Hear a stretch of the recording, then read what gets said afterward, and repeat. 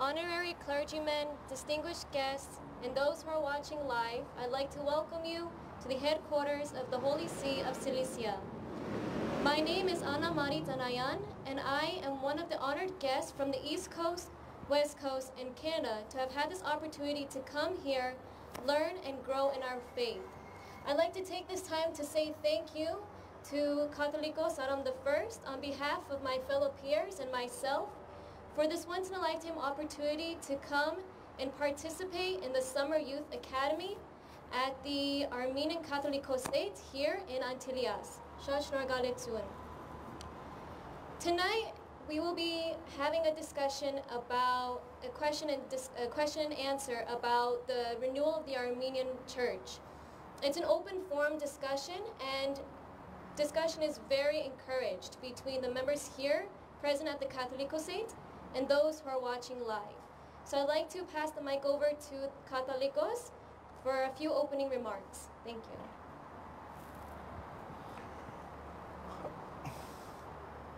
Once again, I would like to welcome you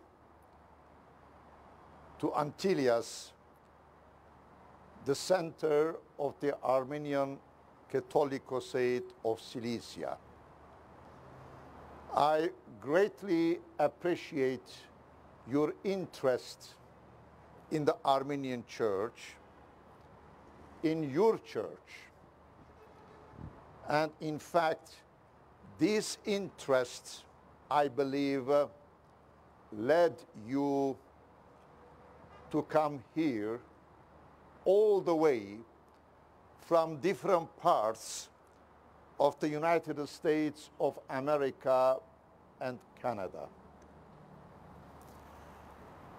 You came here, in your words, to learn more about the Armenian Church.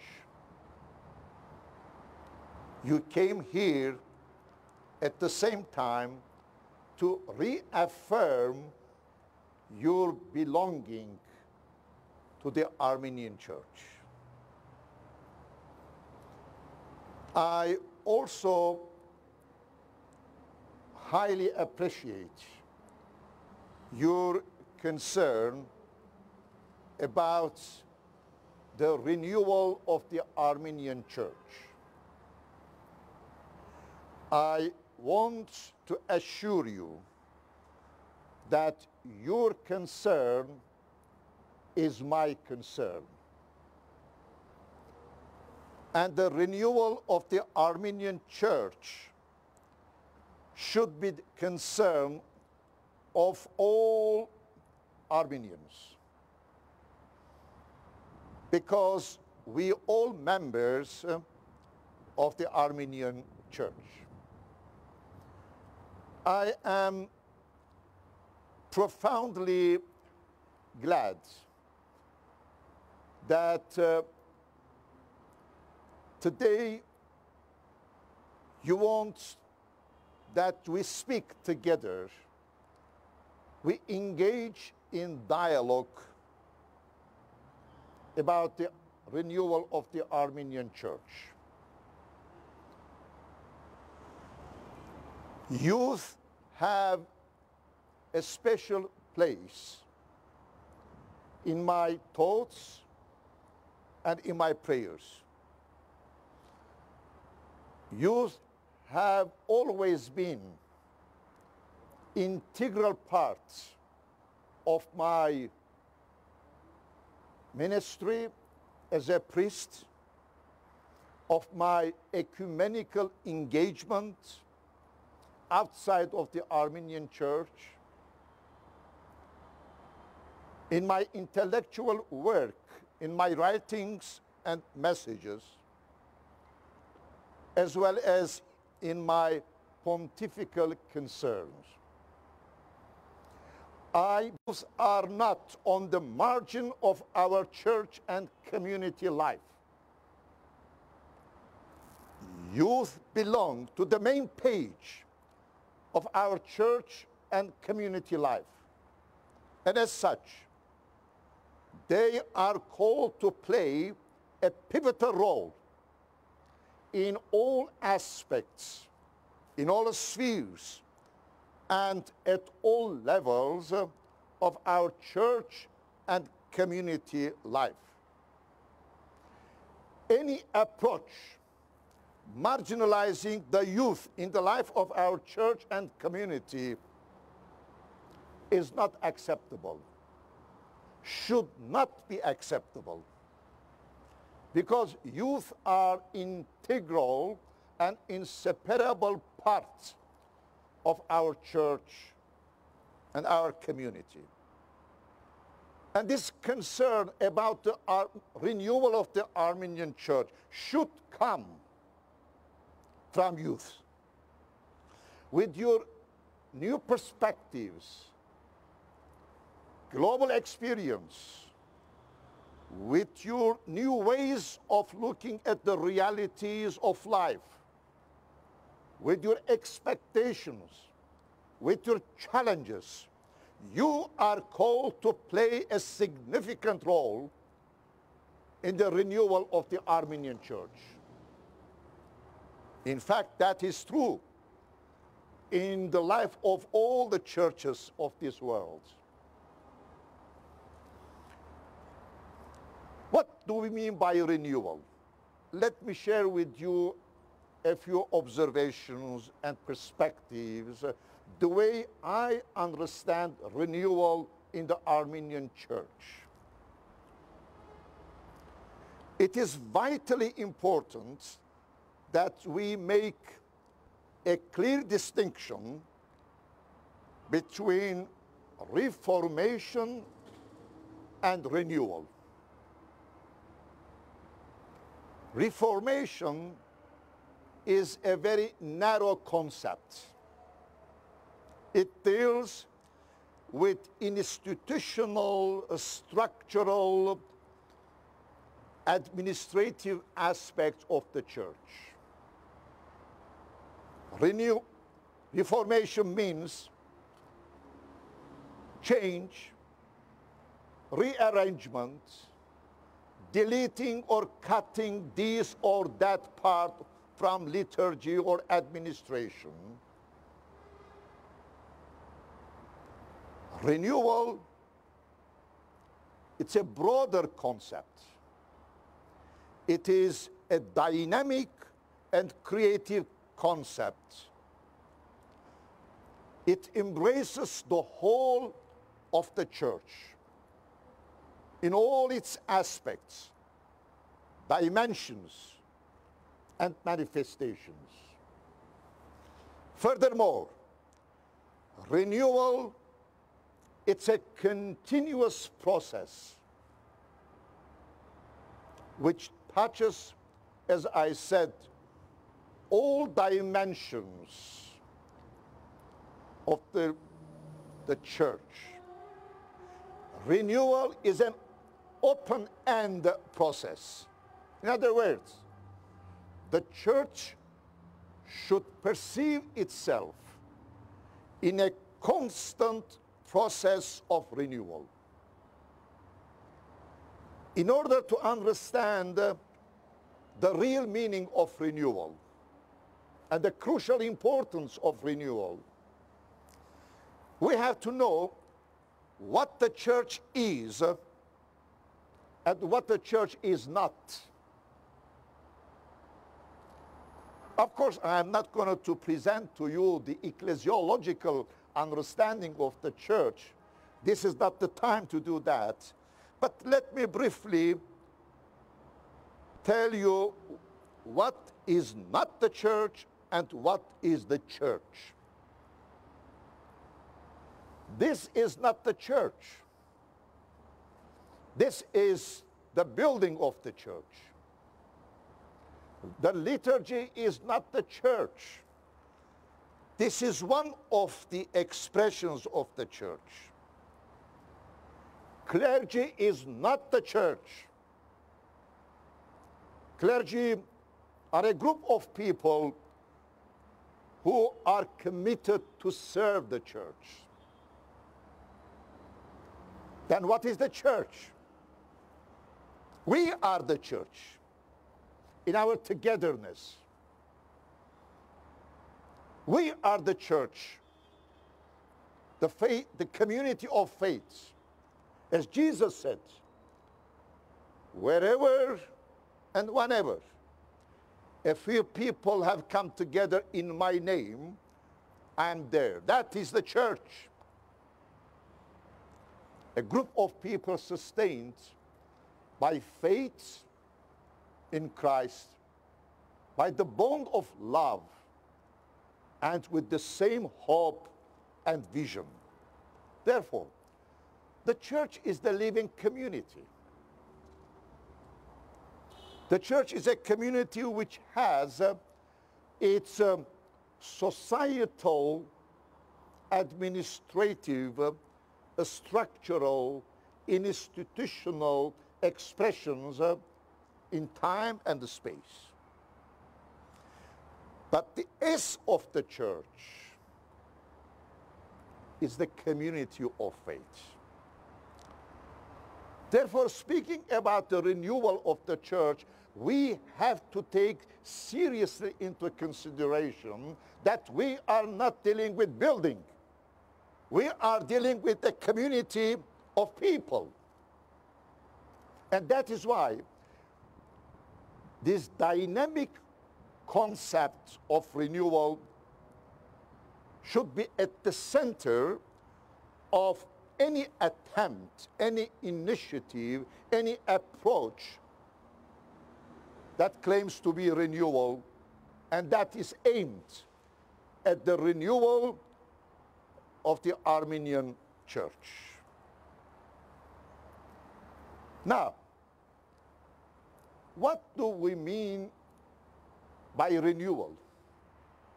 What should we renew, revitalize, restructure, reorganize in the life of our church? What's wrong in the life of our church?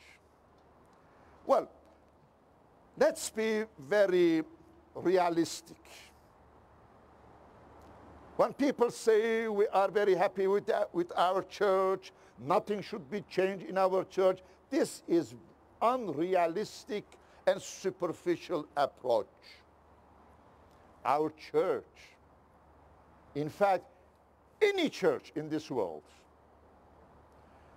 needs to perceive itself and to engage in a process of renewal as a community of faith living in this world.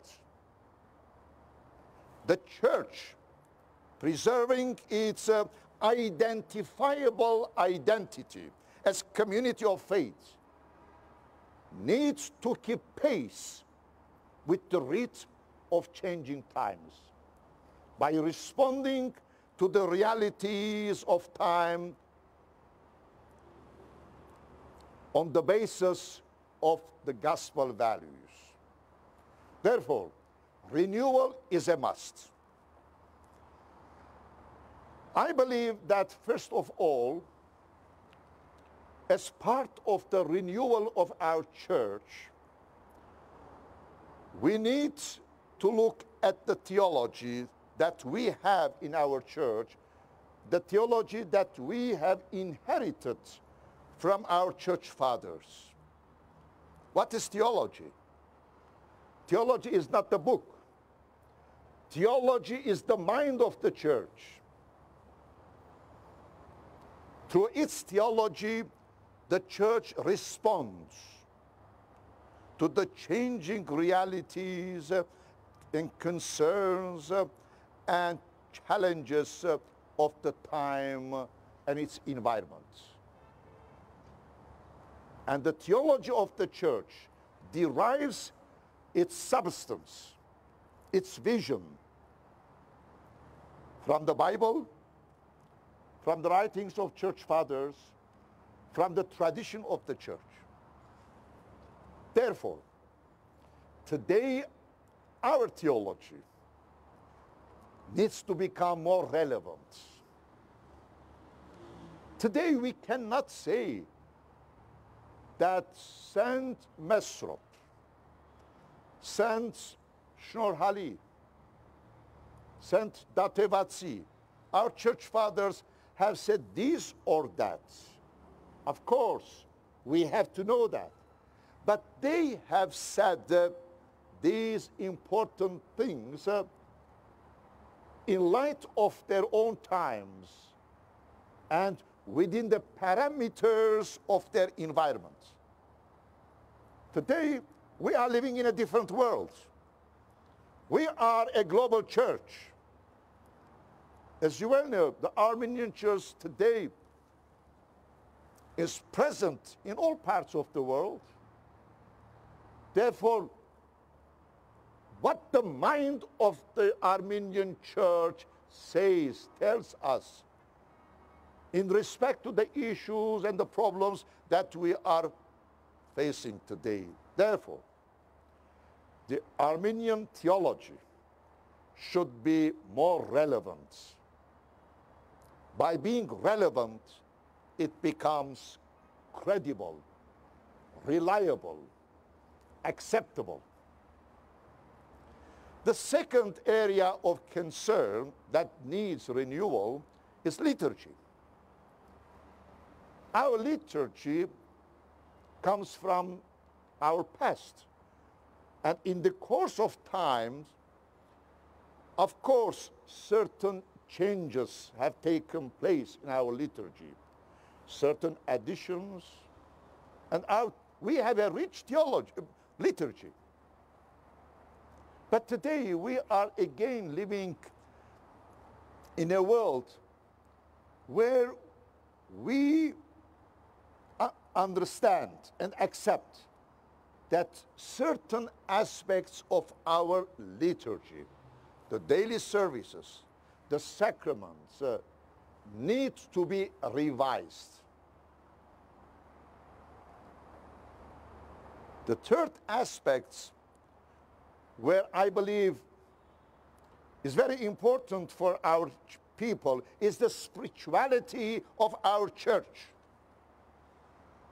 The church cannot survive without the spirituality. What does it mean, spirituality?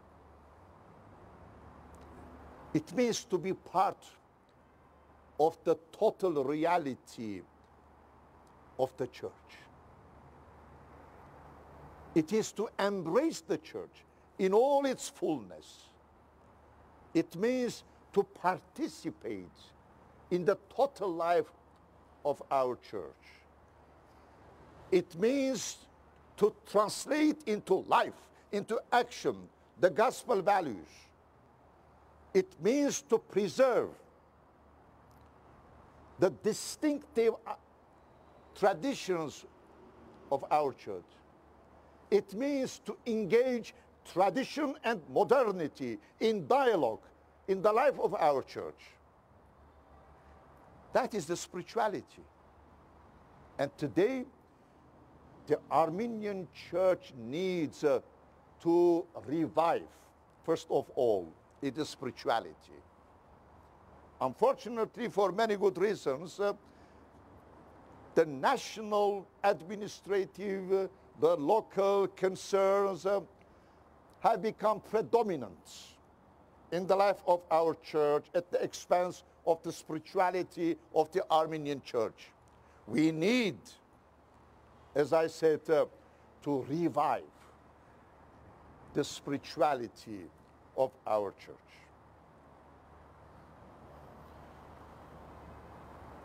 Pastoral concern. I think it's very important for any church, including our church. As I said, the church is not a place where we go. The church is a mission. The church has no mission. It is a mission. Let me repeat, and this is very important. The church has no mission as one of the functions of the church. The church, by its very nature and purpose, its mission. Sent by God in Christ, in the power of the Holy Spirit. Therefore, the ingoing of the church, that is to say, the constantly becoming the church, community building, and the outgoing of the church, the outreach, are interconnected. The church cannot become a frozen entity with its ossified thinking. It is unacceptable. The church is not management, administration, institution. Again, let's not confuse the expressions of the church with the very reality of the church. The church should go out of itself. And who is going to take the church? To the people. Those people who are called priests, deacons, pastors, bartabets, bishops, archbishops,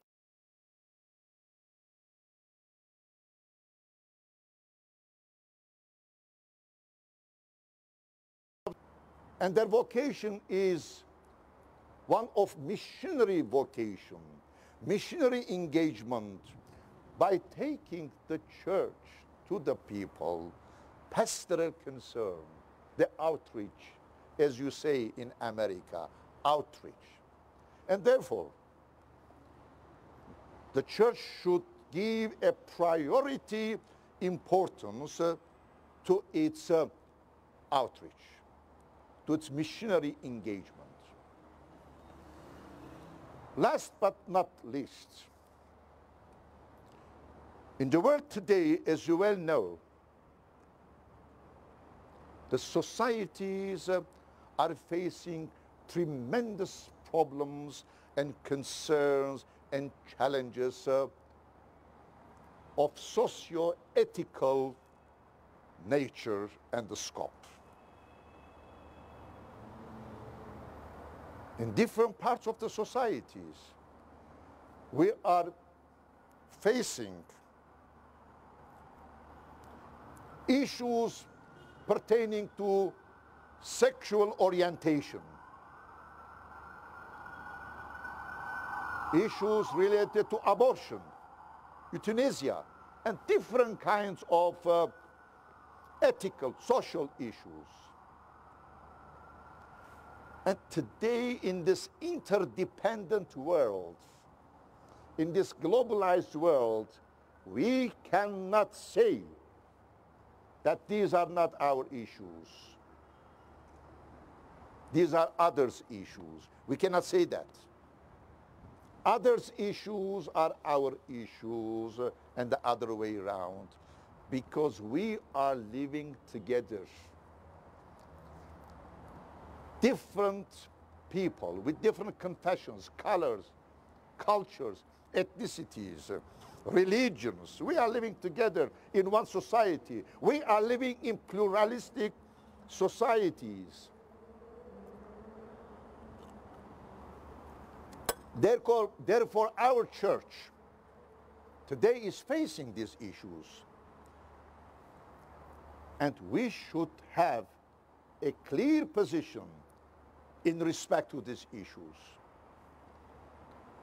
Today we are facing in fenceless societies. There are no walls around us to protect us, to preserve our identity from the others. We are interconnected in every respect. Therefore, our church needs to have a common position in respect to these issues. Now, you may say, where is our church? The church is not a theoretical concept. As I said, the church is not the building. The church is the local community. the parish church. And all marks of the church, apostolicity, holiness, Catholicity, are expressed on the local parish level. The local church, the parish church, is what I call epicenter of the church. And therefore, renewal should start there, within the parameters of the parish church.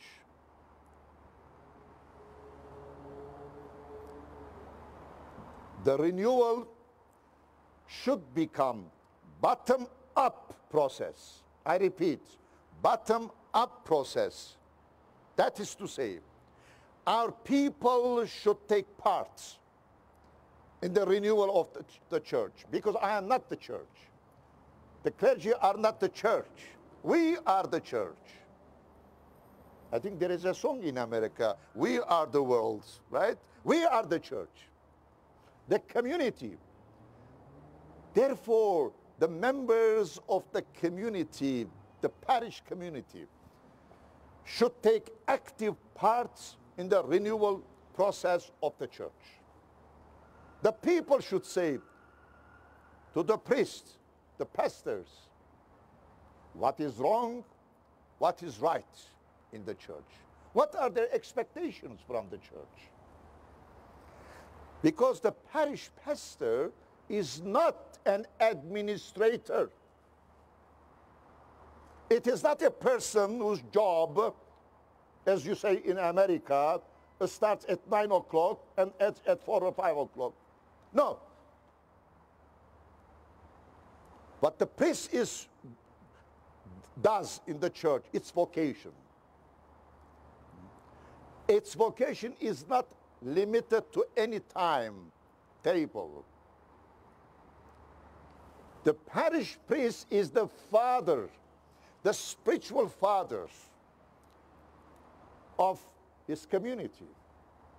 And as such, he has to engage in constant dialogue with his community. His place is not in the office. His place is in the community. And his role is related to the community, the spiritual upbuilding of the community. That is vocation. We say vocation for the priest.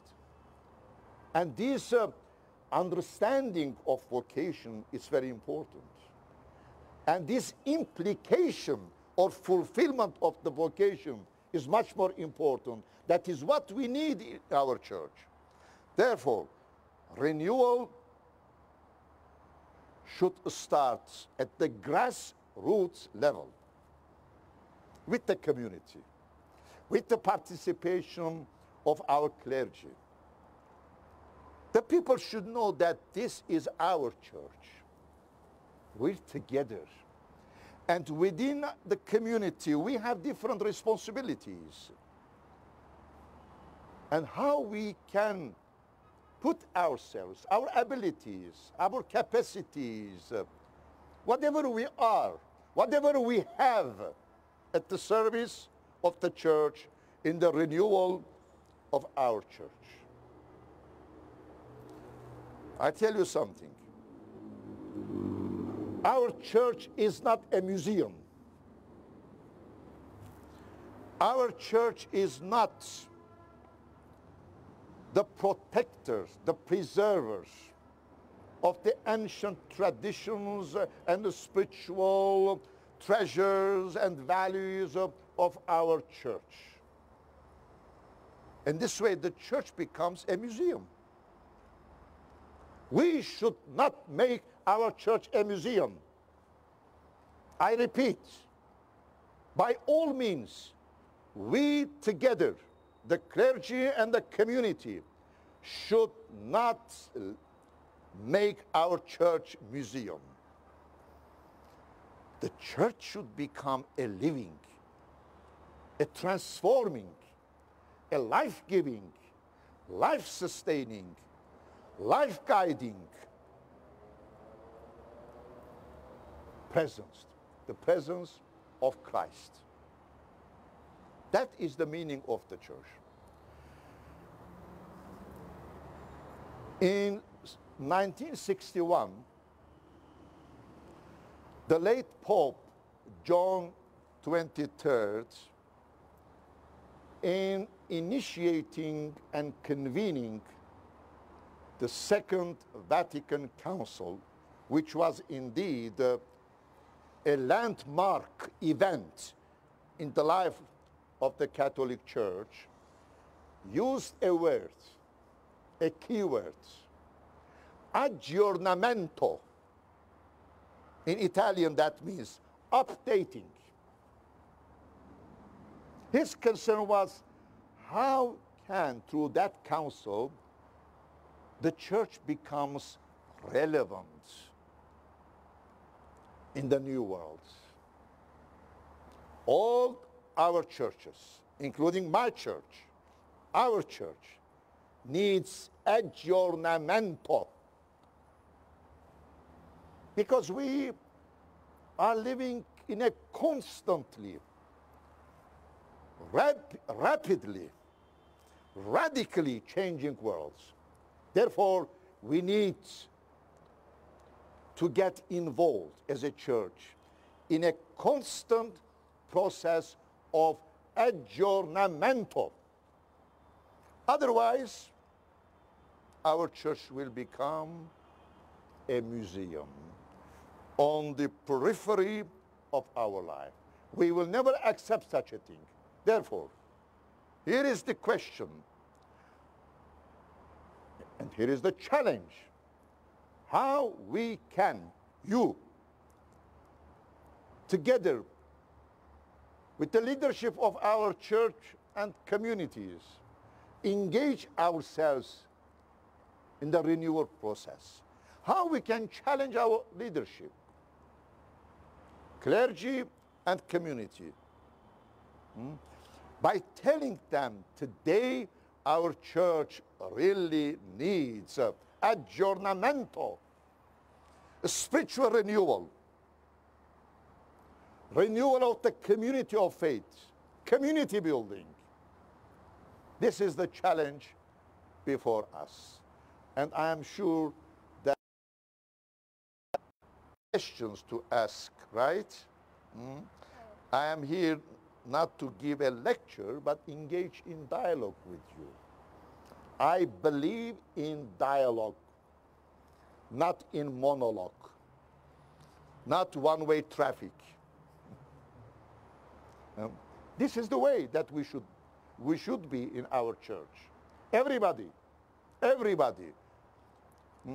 There should not be a gap between clergy and laity, the church and the community. You are the ones to bridge that gap by engaging in dialogue with the clergy. And also the clergy should take the church to you. Questions? Does anybody have a question they'd like to ask His Catholicos?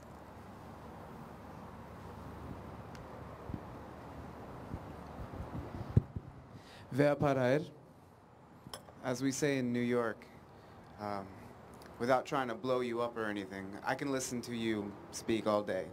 You have a way of promoting renewal in me just by listening to you. And for that reason, I thank you, and I think all of us do thank you for this. One question, maybe some advice that we may need.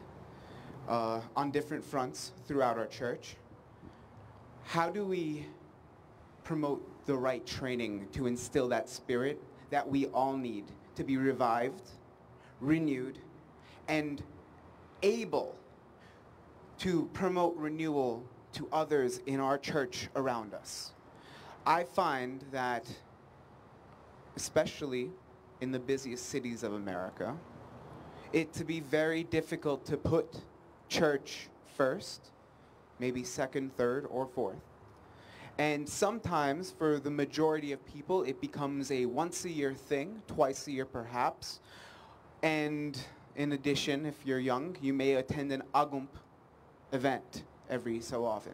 But I don't think that's enough. Not for the future of our church. Absolutely not.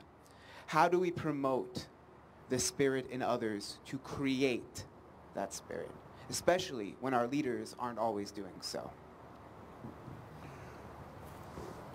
Well, such initiatives or reflections or actions in terms of promoting the renewal process should not come only from the prelacy. Prelacy is an office. But as I said, from the local church, from the parish church, and within the local church, the parish pastors, together with board of trustees, ladies' guilds,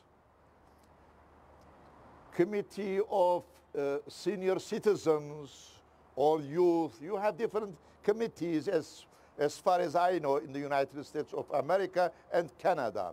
These are people around the church, and in fact at the center of the church. They should, particularly the parish pastors, what I call community-oriented action programs. He should organize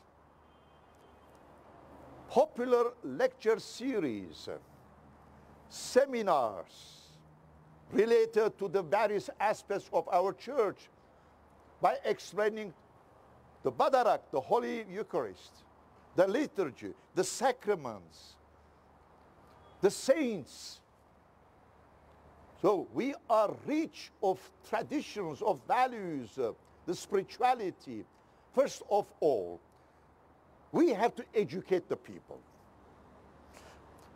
The parish priests, together with other committees, should engage the community in learning process. They should know what is the church, about the history of their church, how you can renew the church without knowing it. First of all, the knowledge, it's very important, because knowledge generates responsibility. Knowledge leads you to commit yourselves to the renewal process. And that is why Christian education, Christian formation, as I said, lectures, popular lectures, not academic lectures, popular lectures about the church is very important. The church should not be a place where only Badarak is done. We want to create an attracted, exactly. interested The community. church should remain open every day. The church is not just for Badarak from Sunday to Sunday. I understand very well the American situation. I know that families sometimes should drive 2 hours to go to the church. I understand that.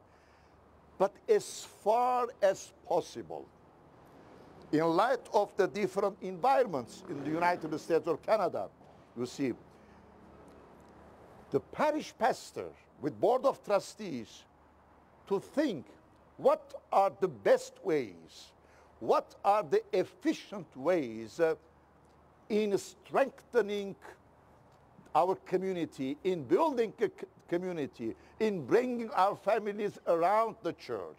And today, I believe that the technology of communication and information is an efficient tool for Christian witness, for Christian education, for community building. And our people, our priests, they have to use Facebooks, YouTubes, instead of putting their issues related to them, about their families, relatives. They have to use this Twitter, Facebook, as your president uses every day Twitter, right? Yeah, I like that. Yeah.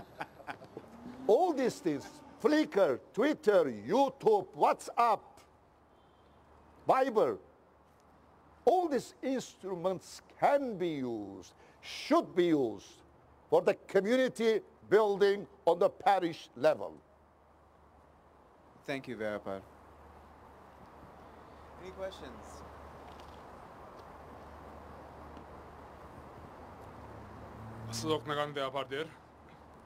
I'm also going to take the chance to thank you for coming out of your busy schedule, preparing for the Assumption of the Virgin Mary, to be here with us, the youth, who've traveled from America, from Canada, to be a part of this wonderful seminar the Catholic State has hosted us for. Before you just spoke, you brought up knowledge and communication, which leads me to the question I have about the renewal of the Armenian Church. Renewal has lots of branches, like you said, and I believe transparency is a branch that ties under renewal. And knowledge and communication is something that's vital to the people to know about. What are ways of the Armenian Church, and what are ways that you suggest be implemented so our church can be further transparent in their actions, in their daily actions, from the ground up, from the local churches, through the prelacies, and through the Catholic State? Look, these two words which I like very much, transparency and accountability. They are interconnected. And our church is people's church, as I said, in different ways. We say national church. Personally, I don't like this expression because national has different connotations. The people's church, that is to say, the people are at the center of the church. The people participate, the laity, in all aspects of the church, including the governance of the church. I am not the owner of the church. I am not the dictator of the church. People, the communities, the structures, the transparency is there. We have a governance on the level of the Catholicosate, on the level of diocese or prelacy, and on the parish level. If you read this book of mine, I have clearly outlined the governance of the church. Having a governance means and should mean transparency and accountability. We should be proud that being a people's church, the people participate actively in all aspects of the church, as I said, including the governance. Therefore, clergy and laity, this mutuality, this interconnectedness is very important. Is very important, you see. Each of these, let's say, category, clergy and laity, has a specific responsibility in the church. And all kinds of responsibilities, actions, programs, projects need to be implemented by taking into serious consideration, as you said, transparency, and I want to add the accountability. Does anybody else have another question? Harak? Earlier you were talking about, first of all, I wanted to, on behalf of everyone, I want to thank you And I love the fact that you emphasize that the youth are an integral part of our church and that we are the future, because it's definitely true. And the concern that I have with that is that on the local level, and we've discussed this in the past few seminars, is that on the local level there are people with clergymen and priests who have old mindsets and sometimes discourage the youth from becoming part of the liturgy or the church. So how can we as the youth overcome those types of obstacles that we might see?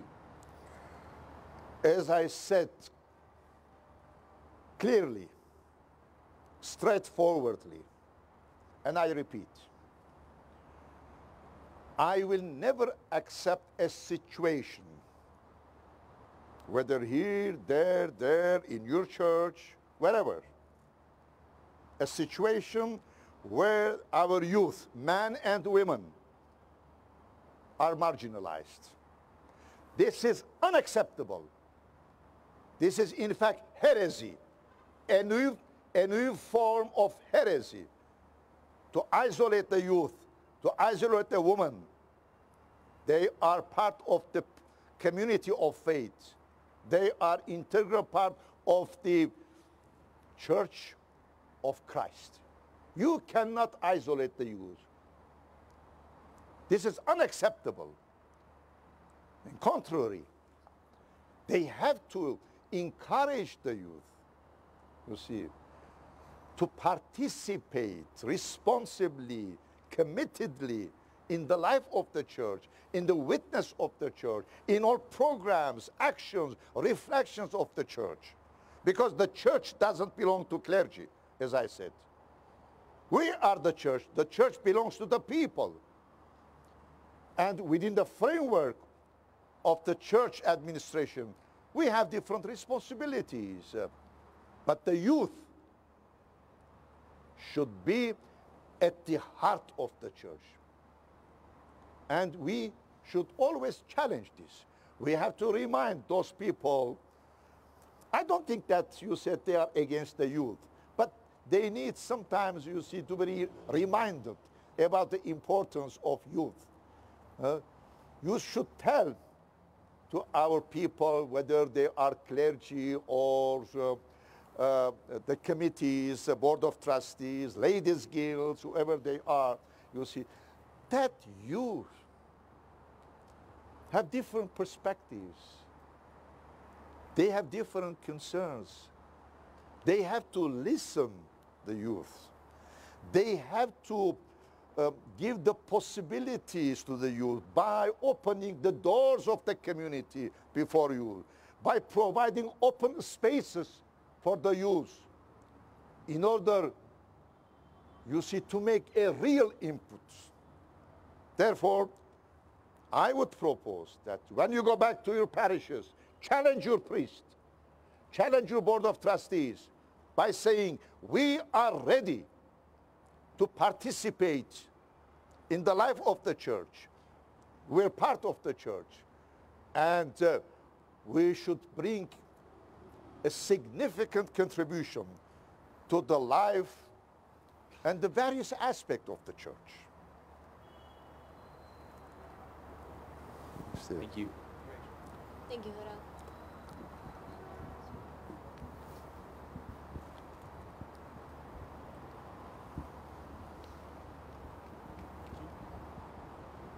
Asfazok Behaparder.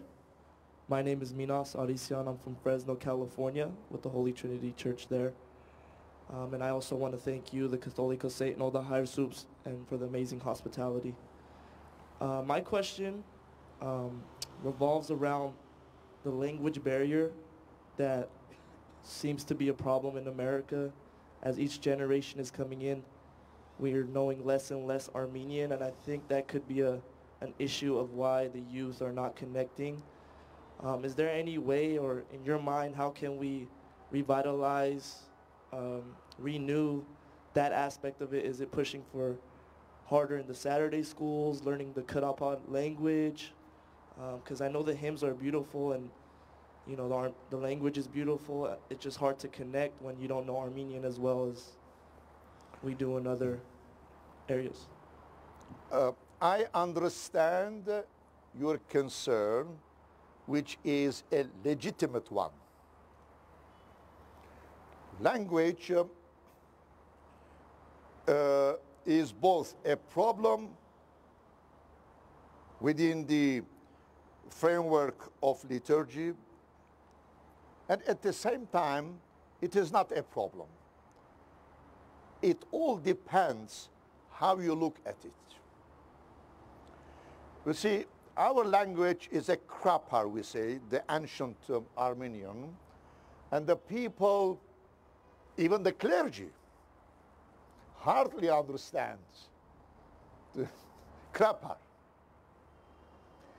But you see, this is part of our treasure, part of our spirituality, part of our cultural heritage.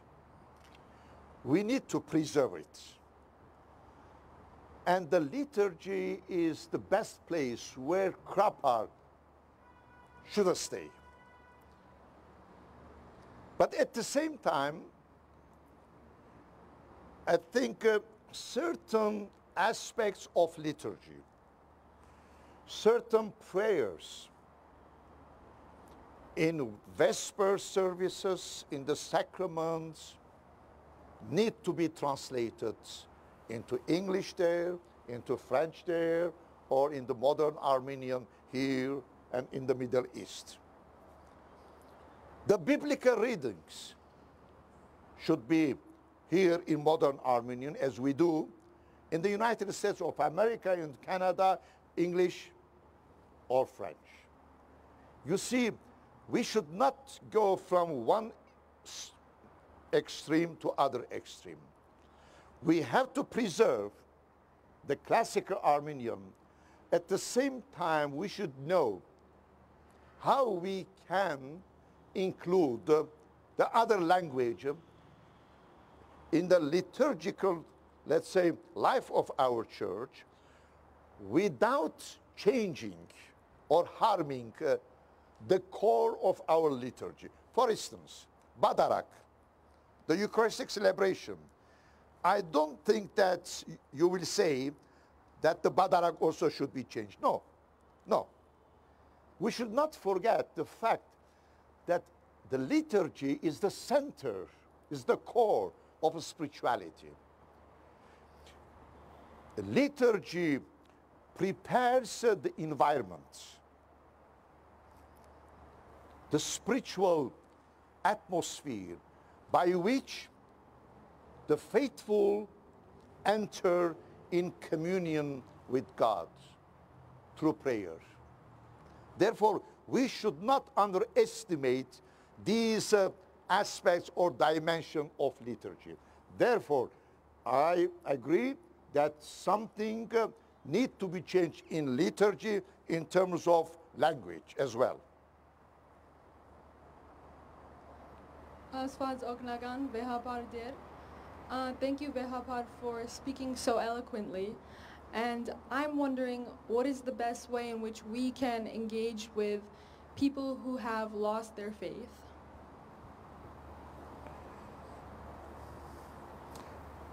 As I said earlier, speaking about the church as being mission, I said that the mission has two interrelated dimensions: the ingoing of the church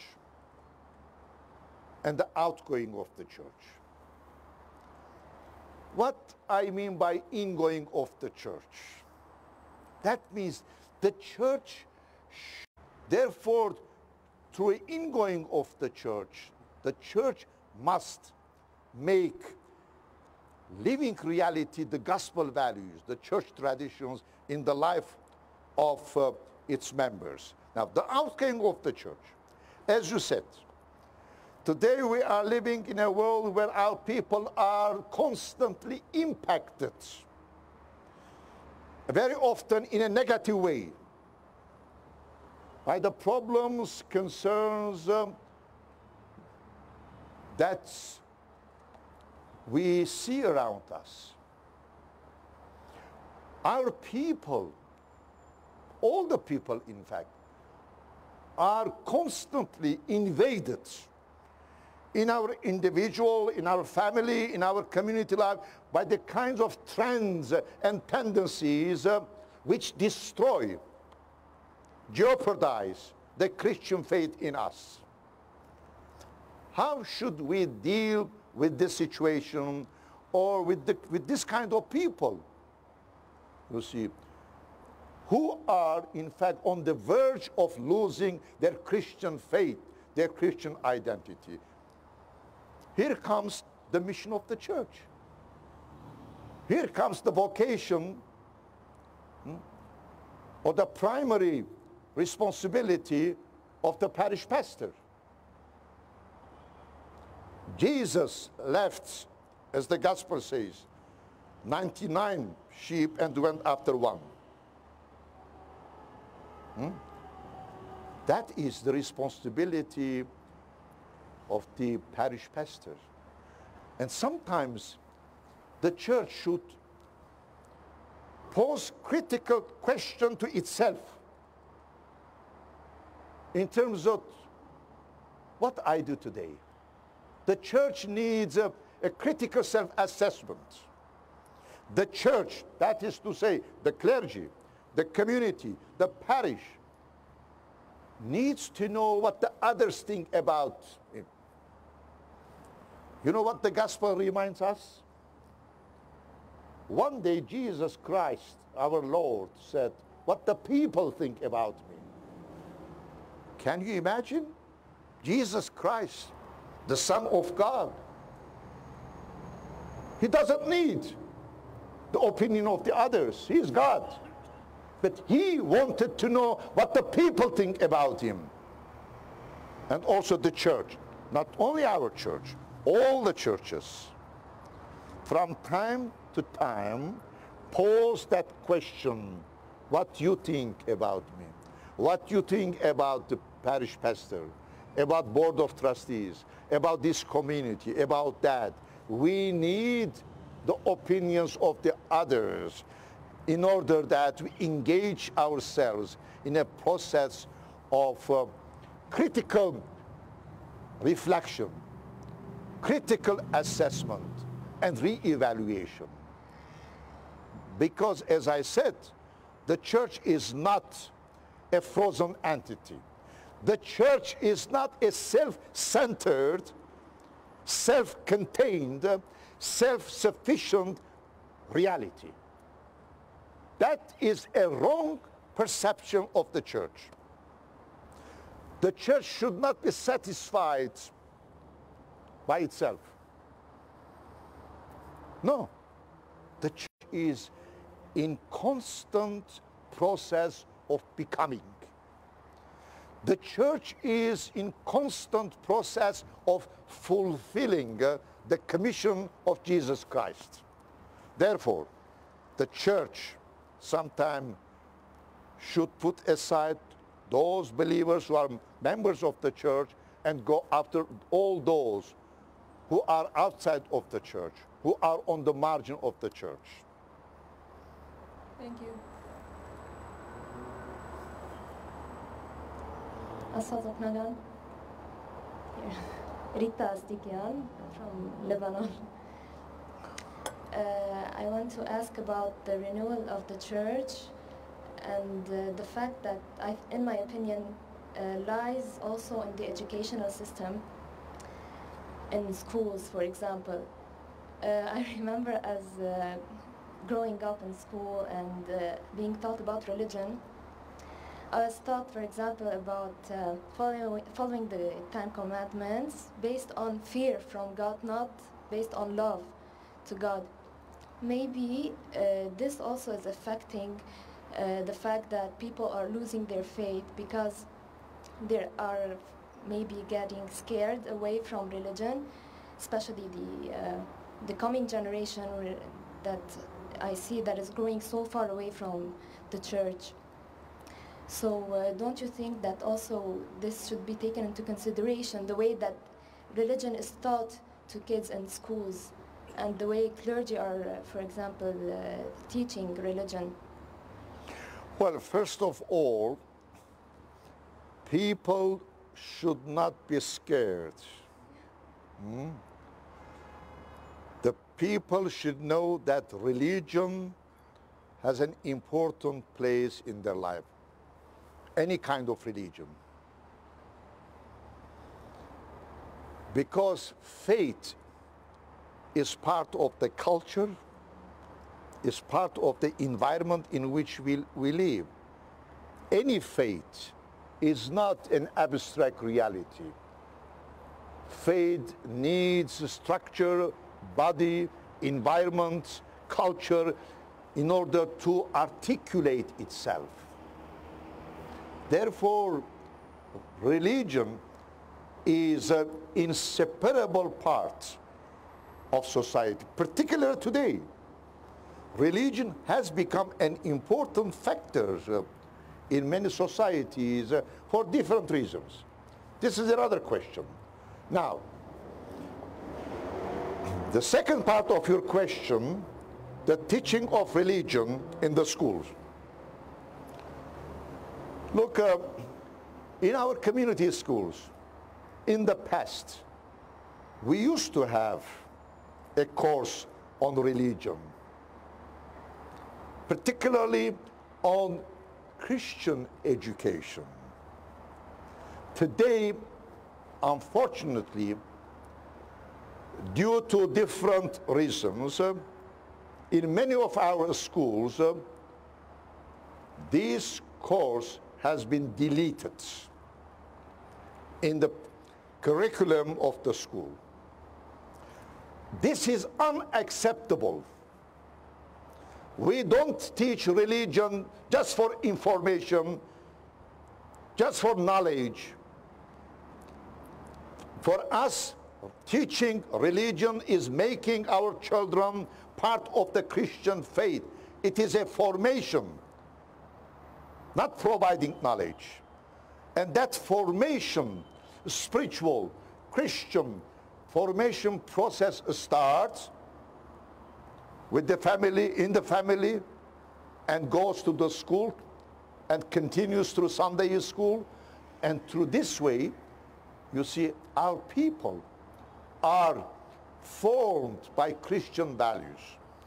Unfortunately, today there is a gap.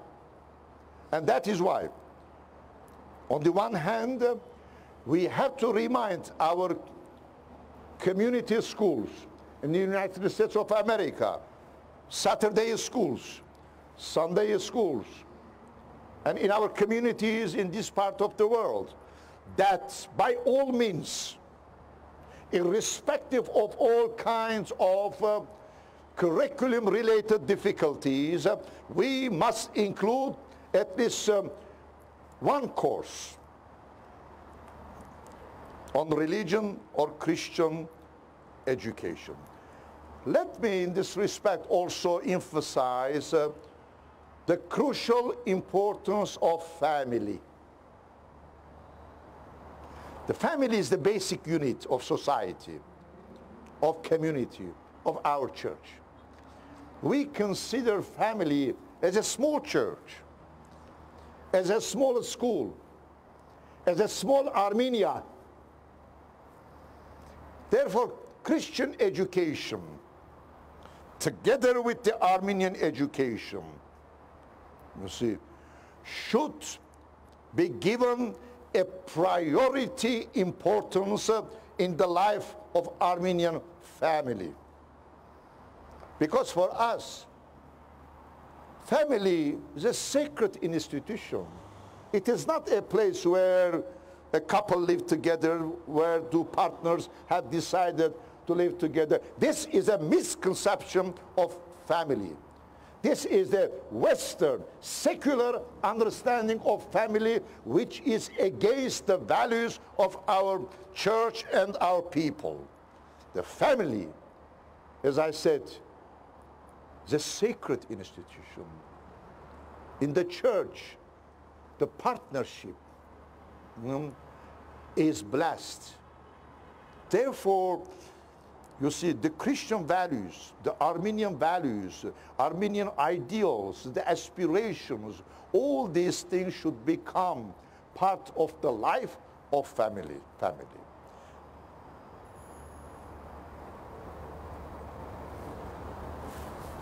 You are the master. You have to give, okay?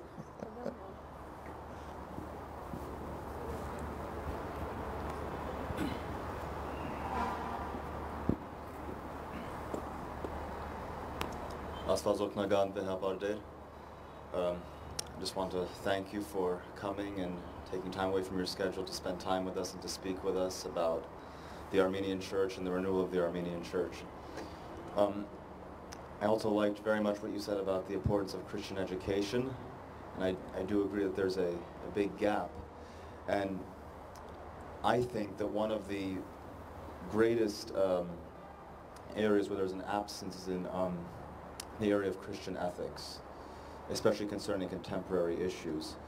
And so I'm wondering, do you have any suggestions for how we can begin to explore answers to some of these ethical questions, such as issues relating to sexuality or environment or justice, things like that?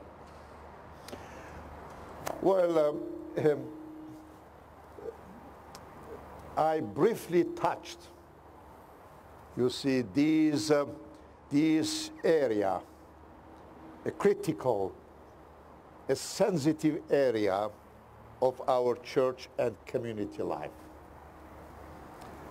And I said, and I repeat,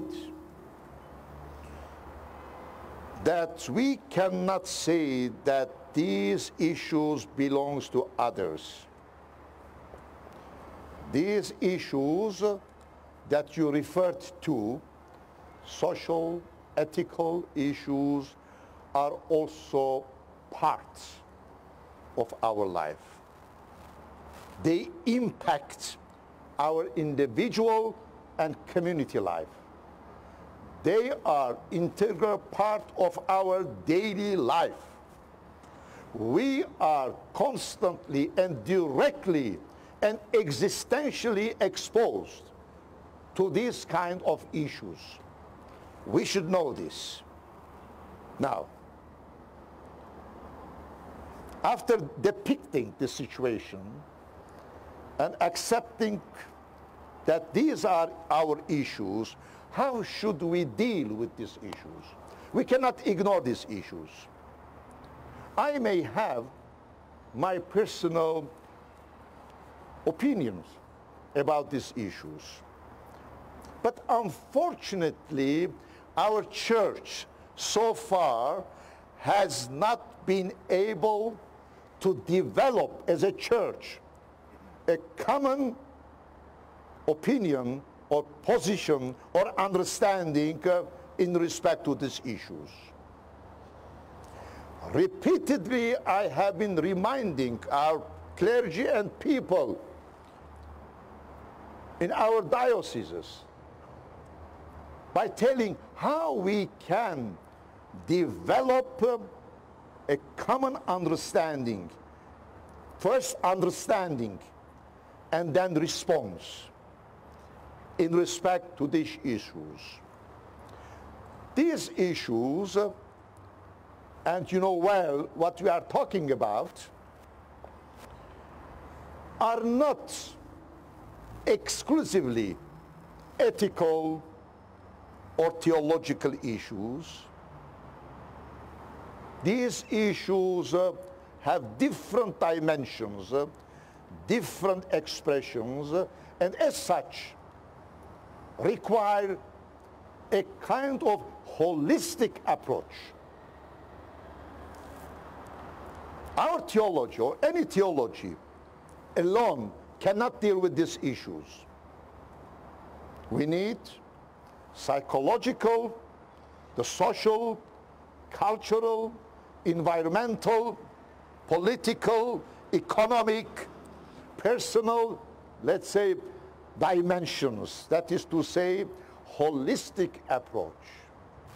The church alone cannot deal with these issues, it may lead us to wrong direction. Therefore, we need to bring together people, experts from these various fields. Issues related to, for instance, sexual orientation. We need people. We need doctors, specialists, pastors, okay? And they should bring together their different perspectives. And the church, first of all, should know the very nature, the complexity of these issues, then try to respond to these issues. We cannot solve the problems. We cannot ignore these problems. They are here, part of our life, in ourselves, in our families, in our neighborhood, in our communities, in our churches. Therefore, I repeat, we as a church are challenged to develop a common, a holistic understanding and response to these issues. Thank you, Gregory. Does anybody else have a question? Yes. First of all, I would like to thank you for this tremendously lovely gathering. So, as we all know, the world is a place where science and religion are in a constant and continuous war. Yeah. Well, my question is a little bit specific. Should the church take a step towards integrating science in the beliefs of the church of people? Thank you. Well, I think this war, as you said, between religion and the science, to a large degree is over now, thanks to God. In the past, of course, there was a war. There was a real conflict. Because religion in the Middle Ages considered to be the queen of all sciences. I don't think that today any religion should claim to be a religion, to be over science or technology. Now, after so many years of tensions, conflicts, they came to an understanding that they need each other and how they can work together.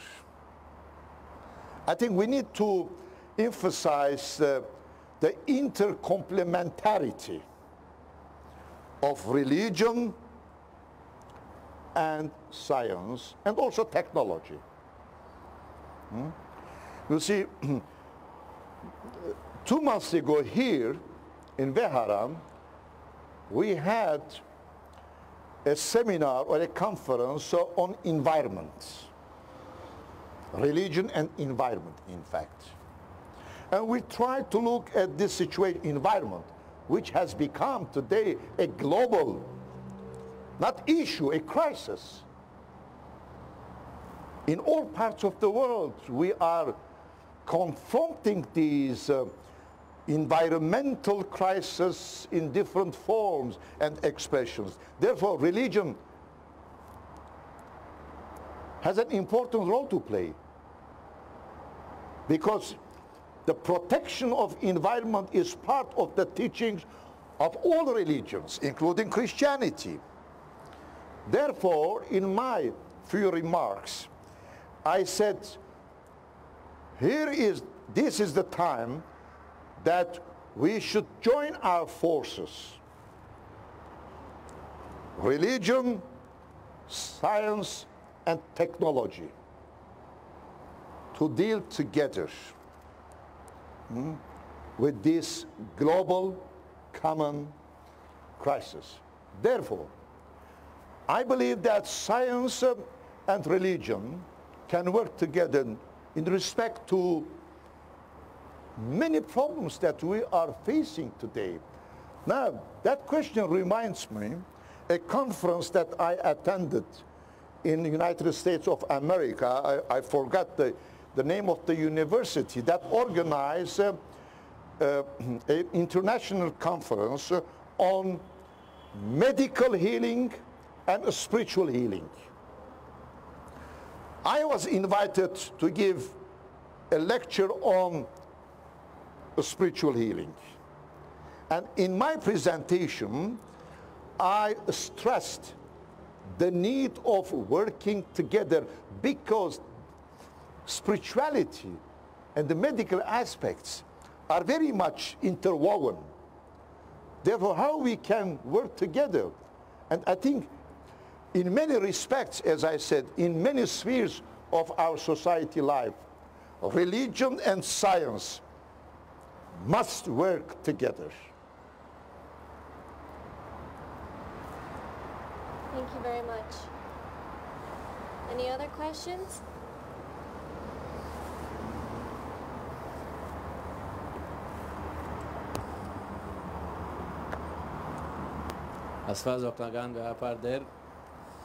My name is Hagop Minasian from Albany, New York. I want to take the time to say thank you for inviting us all for this beautiful event. And my question is pertaining to the United States of America. In the United States, there seems to be a lot of tension between the two Armenian churches. And I was wondering if you could maybe share your opinion on how we could reduce the tension between us. Well, first of all, there are no two Armenian churches. This is a misunderstanding of the reality you see in the United States of America. They are not two churches. The Armenian Church is one church, one by its very essence, by its history, by everything. But due to historical circumstances, as you know, the Catholicosate, the administrative center of the church, has moved from one place to other place. Again, you can see this here in my book. And again, due to historical circumstances, within the one Armenian church, two Catholicosates have emerged in Echmiadzin and in Cilicia. Because the church is living in history. The church is constantly impacted by the developments that are taking around us. Particularly, you see, our people in the course of history, you see, moved from one place to other place. Our people did not decide to create a Cilicia, a Cilician kingdom. That was imposed on us. Our people did not decide to create a diaspora. The majority of the Armenians are living in diaspora. We did not decide, you see, to form a diaspora. Diaspora is an imposed reality on Armenian people. Therefore, again, you see, because of historical circumstances, two centers, two Catholicosates have emerged in the life of the one and the same Armenian church.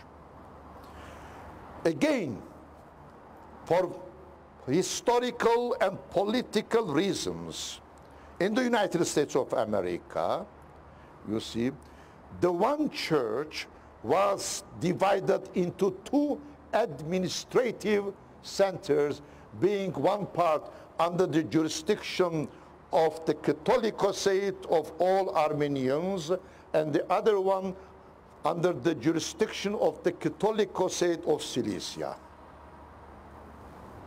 Now, this situation in the United States of America, as I have clearly emphasized, here, there, everywhere, it's a strange situation. It's an abnormal situation. I have the courage to say that. It's an abnormal situation. Now, the challenge before us, how can we normalize this situation? How can we change this situation? It's not easy, but it's a must. How can we do that? Of course, the clergy have an important role to play. But as I said, the church is the people of God. We have people here and there. They are the same people. They belong to the same church. Therefore, let the people, the laity, the representatives of the laity come together, engage in a serious, realistic discussion by saying, what are the interests of our church in the United States of America? What are the interests of our people? The supreme interest of our people should lead us in any action that must be taken in respect to our church in the United States of America. We cannot impose certain things from top to the bottom.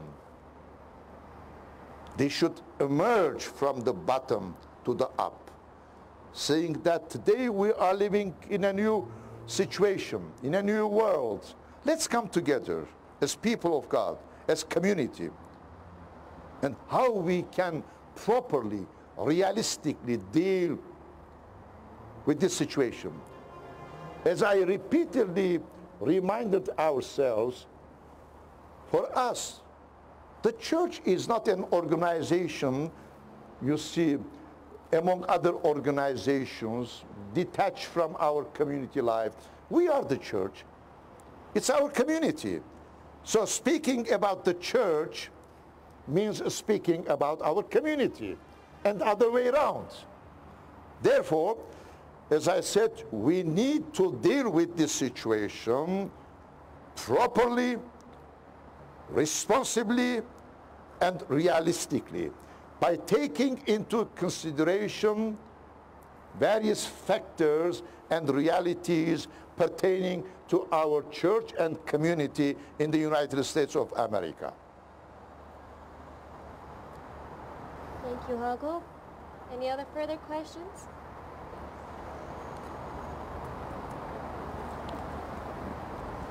Probably the last question. No? The last question, right? Last question. Oh, okay. The last. This will be the last question. I'm so glad to have the opportunity to sit with you. I wanted to ask your opinion.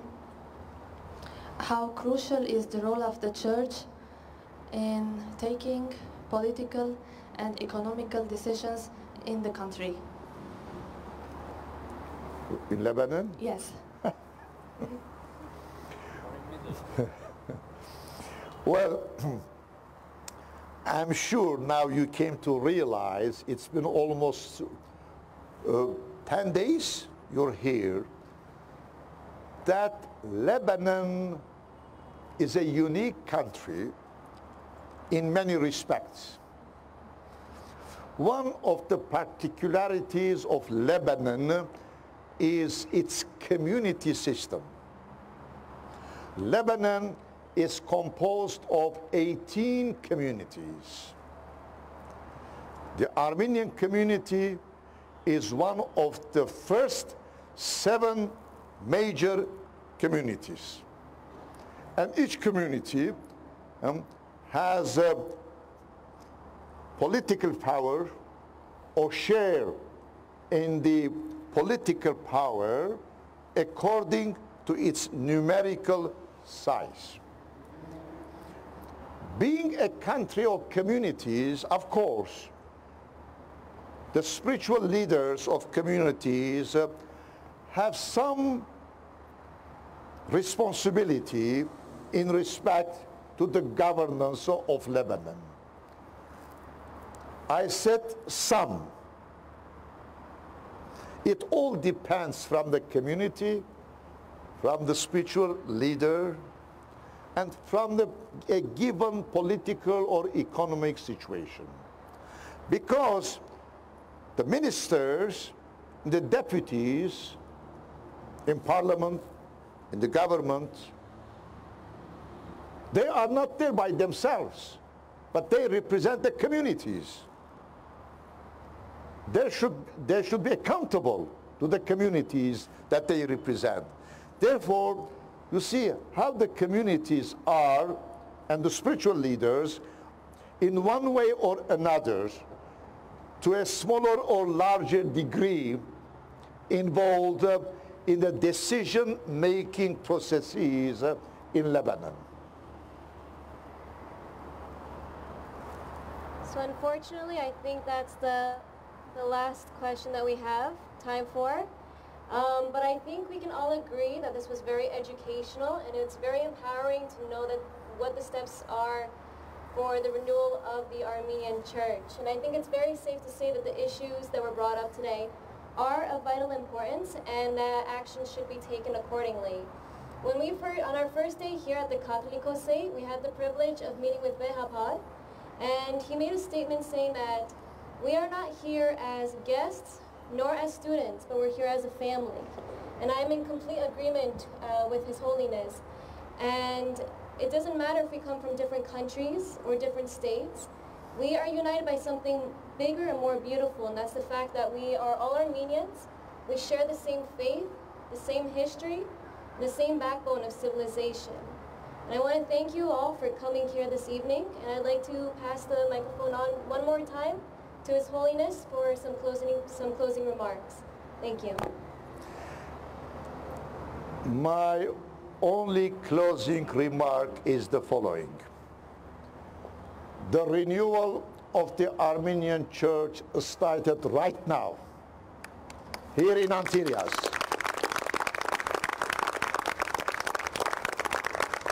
With your committed and serious participation and readiness, that something must be changed in our church, everywhere. Otherwise, our church will find itself in a situation of stagnation. We will never accept to see our church in such a stagnated situation. We need to challenge all kinds of stereotypes. We should realize that there is a growing shift in many respects. Shift of emphasis, shift of priorities, shift of paradigms. And we cannot simply become ignorant vis-a-vis this situation. Renewal is a must. And we should respond to this challenge responsibly and boldly. When we go back to our parishes, I think we need to share these perspectives, these concerns, these frustrations, these expectations with our families, friends, priests, board of trustees, with everybody. That we are the church, and we came back from Antilles renewed, And we are ready to participate with full dedication in the renewal process of our church. May God bless you all.